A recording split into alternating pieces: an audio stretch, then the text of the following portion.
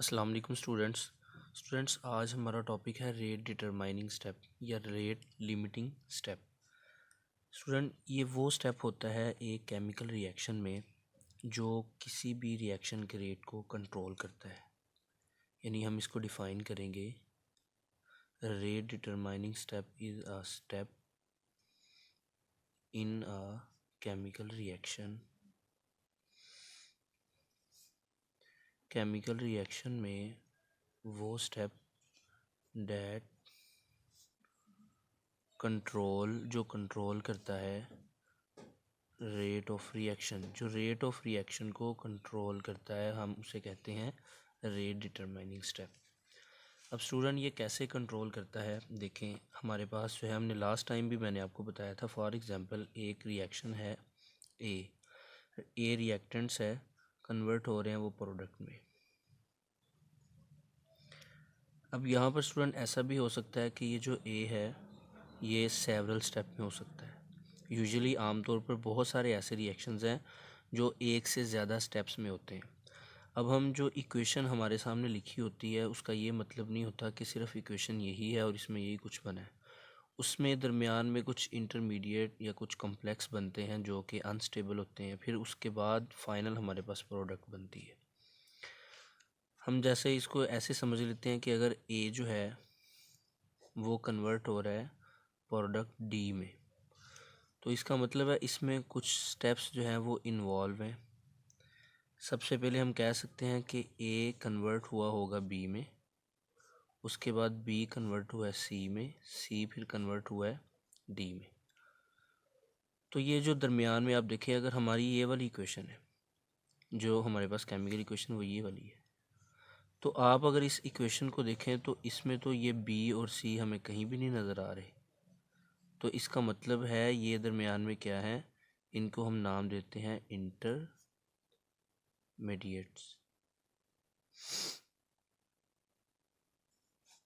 और इंटरमीडिएट्स जो होते हैं स्टूडेंट, ये अनस्टेबल होते हैं और ये हमारे पास जो है ये टेम्परेरी होते हैं। हाँ, ये भी हो सकता है कि हम इनको स्टेबलाइज कर सकते हैं कुछ कंडीशंस फिर बाद में अप्लाई करके, लेकिन मैं ये बता रहा हूँ कि रेट डिटरमाइनिंग स्टेप क्या होता है। एक रिएक्शन जो हमें दिखने में नज़र आता है, मतलब जैसे भी है लिखने में, तो उसमें दरमियान में कुछ इंटरमीडिएट्स बन जाते हैं, फिर बाद में एंड पे हमारे पास फाइनल प्रोडक्ट होती है। अब स्टूडेंट, मैं इसमें देखूँ अगर कितने रिएक्शन इन्वॉल्व है, ज़रा देखें। ए पहले कन्वर्ट हुआ है बी में, ये एक रिएक्शन हुआ। फिर उसके बाद बी कन्वर्ट हुआ है सी में, उसके बाद सी कन्वर्ट हुआ है फाइनल प्रोडक्ट डी में। अब हमने इन तीनों रिएक्शंस को देखना है कि इन रिएक्शंस में हमारा स्लो स्टेप कौन सा है। ये भी हो सकता है, ये भी हो सकता है, ये भी कोई भी हो सकता है। फॉर एग्जांपल मैं इसे कहता हूँ ये हमारा जो है ये स्लो स्टेप। अब स्लो स्टेप का क्या मतलब है, स्लो और फास्ट हम क्यों कहते हैं? देखें, इस सारे प्रोसेस को अगर मुझे 10 सेकंड लगे, पूरे रिएक्शन ए से डी तक मुझे टाइम लगा है वो 10 सेकंड, और जो स्लो स्टेप होगा उसको सबसे ज़्यादा टाइम लगेगा, उसको 8 सेकंड लग सकते हैं। और जो बाकी दोनों हैं, 1 सेकंड इसको लगा होगा, 1 सेकंड इसको लगा होगा, तो ओवरऑल हमारे पास कितने सेकंड हो गए? 10 सेकंड। अब ये स्टेप जो है ये स्लो स्टेप है। और ये क्यों इम्पोर्टेंट होता है? रेट डिटरमाइनिंग स्टेप भी हम इसे ही कहते हैं, रेट डिटरमाइनिंग स्टेप, वो यही होता है। क्योंकि देखें, अगर हम ये जो स्टेप है ये सबसे ज़्यादा टाइम ले रहा है, अगर मुझे इसका टाइम पता चल जाए, क्योंकि ये स्लो स्टेप है और ज़्यादा टाइम ले रहा है, तो जब मुझे इसका टाइम पता चल जाए तो बाकियों का टाइम ऑटोमेटिकली पता चल जाता है और उनको फिर निकालना आसान हो जाता है, क्योंकि ये वाला जो होता है इसका टाइम ज़्यादा होता है। अब ऐसे अगर कोई 100 सेकंड ले रहा है फॉर एग्जांपल कोई रिएक्शन, अब आपको 80 सेकंड वाला रिएक्शन पता चल गया तो 20 सेकंड वाला आप आसानी से फिर उसमें से एक्सक्लूड कर सकते हैं। तो इसलिए ये जो स्लो स्टेप होता है स्टूडेंट, ये रेट डिटरमाइनिंग स्टेप होता है और इसी से हमें जो है रिएक्शन का रेट पता चलता है और हम इसी से फिर आगे रेट इक्वेशन लिखते हैं। अब फॉर एग्जांपल अगर मैं इस रिएक्शन की बात करूं, ये वाला, इसमें 2a है, अगर यहाँ पे मैं 2 लगा देता हूँ तो अकॉर्डिंग टू रेट इक्वेशन, अगर मैं इसकी रेट इक्वेशन लिखता हूँ, रेट इज़ इक्वल टू के इंटू कॉन्सेंट्रेशन ऑफ ए।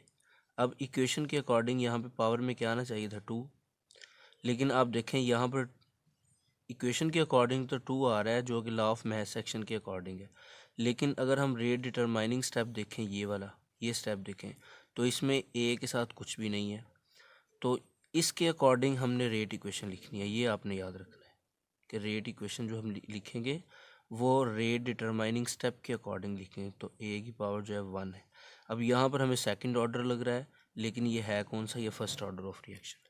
तो स्टूडेंट एक जो रिएक्शन है जो हमें देखने में जो है वो जैसे भी लग रहा है, हमने उसके कोएफिशिएंट या स्टोइकियोमेट्रिक कोएफिशिएंट जो होते हैं according to law of mass action, हम उनको पावर में नहीं लिख सकते और ना ही हम बता सकते हैं ये 100% ये वही ऑर्डर ऑफ रिएक्शन है। हमने बहुत सारी एग्जांपल पढ़ी हैं, लास्ट टाइम भी हमने ये एग्जांपल पढ़ी थी। जैसे फॉर एग्जांपल हमारे पास जो है वो N2O5 ये एक रिएक्शन है, ये डीकम्पोज हुआ है N2O4, साथ में O2 ऑक्सीजन बनी है। इक्वेशन को अगर हम बैलेंस करते हैं तो यहाँ पर भी 2 आ जाएगा, यहाँ पर भी 2। अब स्टूडेंट देखें, अगर मैं इस रिएक्शन की रेट इक्वेशन लिखता हूँ K into concentration of N2O5, अब यहाँ पर अकॉर्डिंग टू इक्वेशन यहाँ पे क्या आना चाहिए था 2, लेकिन स्टूडेंट ये तो हमने इक्वेशन को सिर्फ बैलेंस किया इससे। लॉ ऑफ मैथ सेक्शन ने भी यही कहा था कि जो कोएफिशिएंट है उनको पावर में ले आओ, लेकिन अगर मैं इसको पावर में लेके आता हूँ ये तो सेकंड ऑर्डर ऑफ रिएक्शन बन जाएगा। लेकिन जो एक्सपेरिमेंटली हमने डिटरमाइन किया है इस रिएक्शन का जो रेट है, एक्सपेरिमेंटली जो केमिस्ट डिटरमाइन करते हैं वो करते हैं रेट डिटरमिनिंग स्टेप से, ठीक है। तो वो फर्स्ट ऑर्डर ऑफ रिएक्शन है, यानी ये रिएक्शन दिखने में सेकंड है लेकिन है असल में क्या है, फर्स्ट ऑर्डर। ये कैसे पता चला, ये हमें रेट डिटरमाइनिंग स्टेप से। अब देखें इसमें जो है वो हमारे पास रिएक्शंस कितने इन्वॉल्व हैं, 2, इसमें 2 स्टेप हुए। इसमें एक इंटरमीडिएट बना है जो हमें नहीं पता चला, तो यहाँ पे पता चल जाएगा, अभी लिख लेते हैं। देखिए N2O5 ये पहले कन्वर्ट हुआ N2O4 में, साथ में यहाँ पे ऑक्सीजन बनी है, नेसेंट ऑक्सीजन। देखिए स्टूडेंट यहाँ पे नहीं है, ये तो है, ये इधर भी है, ये भी है, ये भी है, लेकिन ये यहाँ पे O2 है, यहाँ पे नेसेंट ऑक्सीजन। इसका मतलब है कि ये जो हमारे पास एटॉमिक ऑक्सीजन है ये इंटरमीडिएट है और ये अनस्टेबल है। ये फ़ौरन दूसरे मालिक्यूल से रिएक्ट करती है, यानी N2O5 का दूसरा मालिक्यूल प्लस साथ में एटॉमिक फॉर्म में ऑक्सीजन आ जाएगी। अब ये क्या बनेगा, ये बनेगा N2O4 प्लस O2। अब आप देखें इसमें भी हमारे पास जो है वो क्या है, यहाँ पर हमारे पास है इंटरमीडिएट, ये भी इंटरमीडिएट है। तो ये यहाँ पर नहीं थे लेकिन यहाँ पे हैं। तो इसका मतलब है कि जो सेवरल स्टेप्स होते हैं उनमें जो इंटरमीडिएट होते हैं वो हमें उनका भी पता चल जाता है, जो एक रिएक्शन में यानी जो हमारे पास फाइनल रिएक्शन होता है उसमें नहीं होते। अब इसके अकॉर्डिंग अगर मैं रेट इक्वेशन लिखता हूँ तो आप ज़रा देखें, ये स्लो स्टेप है स्टूडेंट, ये वाला, और ये हमारे पास फास्ट है, ये फास्ट स्टेप है, ये स्लो है। अब मैंने आपको बताया जो स्लो स्टेप होता है वो क्या होता है, रेट डिटरमाइनिंग स्टेप होता है। तो इसके अकॉर्डिंग मैं रेट इक्वेशन लिखूंगा। जब मैंने रेट इक्वेशन लिखी तो इसकी पावर क्या आ जाएगी, यहाँ पे 1। तो इसका मतलब है ये कौन सा है, ये फर्स्ट ऑर्डर ऑफ रिएक्शन है, फर्स्ट ऑर्डर। आई होप कि आपको क्लियर हो गया होगा कि जो रेट डिटरमाइनिंग स्टेप होता है वो ये वाला, क्योंकि ये स्लो है इसको ज़्यादा टाइम लगना है। तो जब हम ज़्यादा टाइम वाला स्टेप निकाल लेते हैं तो थोड़े जो कम टाइम जो तेज़ हो जाता है रिएक्शन, फिर उसको बाद में जो है वो निकालना आसान हो जाता है। इसी तरह स्टूडेंट्स आपकी बुक में उसने एक और एग्जांपल दी है। वो एग्जांपल हमारे पास है, वो कह रहा है कि अगर आपके पास है नाइट्रोजन डाइऑक्साइड, इसका अगर हम ट्रीट करवाएं कार्बन मोनोऑक्साइड के साथ तो ये कन्वर्ट हो जाती है नाइट्रिक ऑक्साइड में प्लस कार्बन डाइऑक्साइड। अब देखें स्टूडेंट, अब इसके अकॉर्डिंग अगर मैं रेट लिखता हूँ, रेट इक्वेशन लिखूँ, ये है K into concentration of NO2 CO, sorry यहाँ पे आ जाएगा CO, ठीक है। अब रेट इक्वेशन से हमें चलें ये तो पता चल गया कि अगर इसकी पावर 1 है, इसकी पावर भी 1 अगर मैं रखता हूँ तो ये है कौन सा ऑर्डर ऑफ रिएक्शन होगा, ये हमारे पास सेकंड ऑर्डर ऑफ रिएक्शन। लेकिन स्टूडेंट ऐसा नहीं है।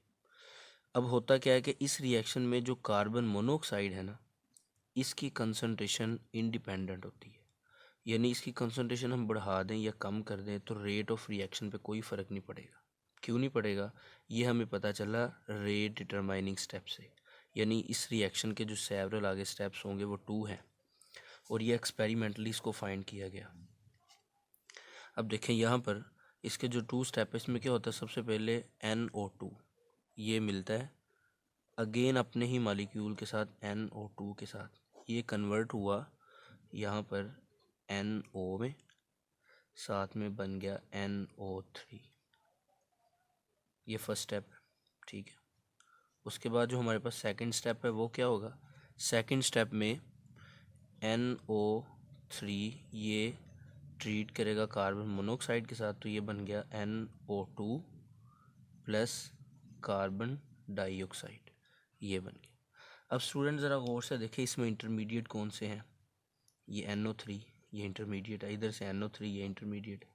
अब ये हमारे पास फाइनली जो हमारे पास रिएक्शन है उसमें नहीं है, ये इंटरमीडिएट जो है ये फाइनल जो हमारे पास इक्वेशन है ऊपर वाली जो मैंने लिखी है इसमें इंटरमीडिएट नहीं है। इसका मतलब है कि इंटरमीडिएट दरमियान में बनते हैं कुछ देर के लिए, फिर वो फाइनल प्रोडक्ट में कन्वर्ट हो जाते हैं। अब देखिए जो मैं चीज़ बताना चाह रहा हूँ वो ये कि रेट इक्वेशन जो मैंने लिखी है उसमें मैंने कार्बन डाइऑक्साइड भी लिखा। अब इसमें हमारे पास जो रेट डिटरमाइनिंग स्टेप है वो ये वाला, यानी ये स्लो स्टेप है ये वाला, और इसको हम कहते हैं रेट डिटरमाइनिंग स्टेप। और हमने इसी के अकॉर्डिंग, मैंने आपको बताया था रेट इक्वेशन लिखनी है, इसके अकॉर्डिंग हमने नहीं लिखनी, क्योंकि इसके अकॉर्डिंग मोस्टली रिएक्शंस की अगर हम लिखें वो गलत हो जाएगी। लॉ ऑफ मैस एक्शन जो गोल्डबर्ग और वेगे ने हमें जो दिया था, उसने कहा था कि कोएफिशिएंट जो शुरू में वो आप पावर में लिख दें, लेकिन वो हर रिएक्शन के लिए फिर एप्लीकेबल नहीं है, वो सिर्फ ऐसे रिएक्शंस के लिए एप्लीकेबल है जो सिंगल स्टेप होंगे, एलिमेंट्री सिंगल और सिंपल रिएक्शन है उनके लिए तो वो एप्लीकेबल है लॉ ऑफ मैस एक्शन, यानी उनके कोएफिशिएंट हम रेट इक्वेशन में पावर के तौर पर लिख सकते हैं। बाकी जो है हम तमाम रिएक्शंस के ऐसा नहीं कर सकते। अब इस रिएक्शन में मैंने आपको बताया कार्बन मोनोऑक्साइड की कंसंट्रेशन लिखी हुई है अकॉर्डिंग टू दिस इक्वेशन, लेकिन अगर हम उसके सेवरल स्टेप में हमने देखा कि जो रेट डिटरमाइनिंग स्टेप है उसमें तो कार्बन डाइऑक्साइड है, कार्बन मोनोऑक्साइड सॉरी, यहाँ पे कहीं भी नहीं है, तो इसका मतलब है कार्बन मोनोऑक्साइड जो है ये ज़ीरो में आएगा। ज़ीरो का मतलब क्या है कि इसकी कंसंट्रेशन इंक्रीज़ कर दें या डिक्रीज़ कर दें इसका कोई इफ़ेक्ट नहीं है, तो हम इसको ना ही लिखें तो अच्छा है। तो फिर हम क्या लिखेंगे, अब देखें यहाँ पर इसकी पावर भी 1 है इसकी पावर भी 1 है, तो इसका मतलब ये अकेला ही 2 आ जाएगा, फिर भी ये सेकंड ऑर्डर ही बना है। लेकिन हमें पता क्या चला कि ये जो कार्बन मोनोऑक्साइड है ये इसमें कंसंट्रेशन यानी ये डिपेंड नहीं करता, इसकी कंसंट्रेशन रेट पे डिपेंड नहीं करती, किसकी करती है वो NO2 की। फर्स्ट स्टेप में NO2 से मिलकर नाइट्रिक ऑक्साइड और नाइट्रोजन ट्राईऑक्साइड बन गया, फिर उसके बाद नाइट्रोजन ट्राईऑक्साइड अगेन, ये सेकंड स्टेप है, ये हमारे पास फास्ट है। अब इसमें हमें तकरीबन अप्रोक्सीमेटली टाइम कितना लगेगा, जैसे कह सकते हैं कि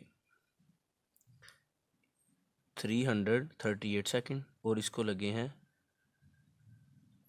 2 सेकंड, तो कितने हो गए हमारे पास 340 सेकंड, ये ओवरऑल रिएक्शन इतने टाइम का है 340 सेकंड का, तो 338 सेकंड तो इसी को लग गए स्लो स्टेप को रेट डिटरमाइनिंग, तो दूसरे वाले को 2 सेकंड लग गए।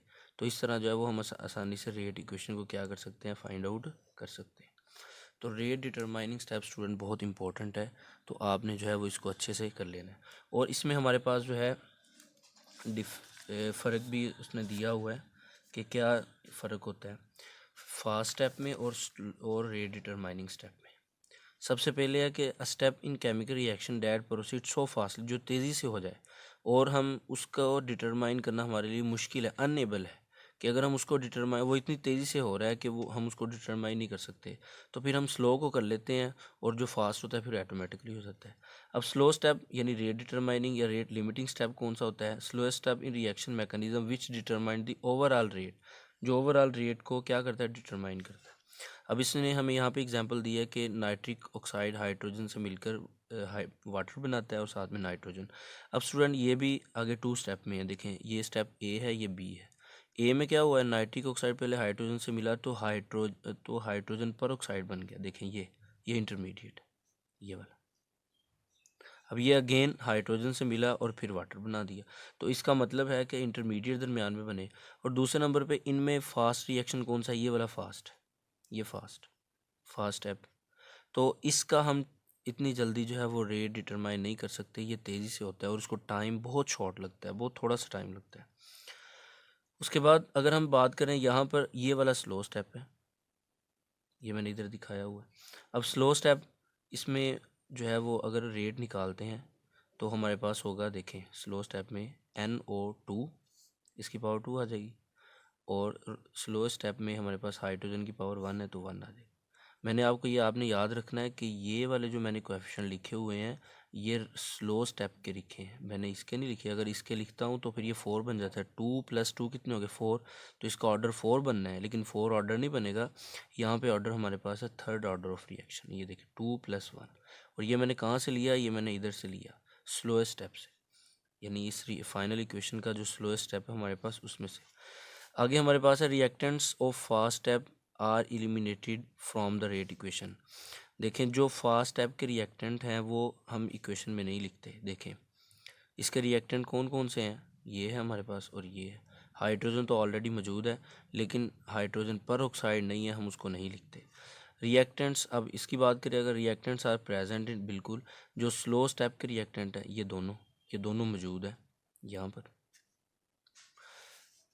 इस तरह unable to determine the order of reaction, इससे हम ऑर्डर ऑफ रिएक्शन नहीं निकाल सकते। देखिए ये फास्ट स्टेप है, अगर इसके अकॉर्डिंग मैं रेट इक्वेशन लिखूं तो 1 + 1 ये तो 2 है, ये सेकंड ऑर्डर है, जबकि असल में है क्या, ये थर्ड ऑर्डर है। Sum of reactant coefficient of slow step के जो रिएक्टेंट कोएफिशिएंट है वही बात है। रिएक्टेंट कोएफिशिएंट अगर हम उसका सम कर लें तो वही हमारे पास क्या होगा, ऑर्डर ऑफ रिएक्शन होगा। आई होप कि यहाँ तक आपको क्लियर हो गया होगा।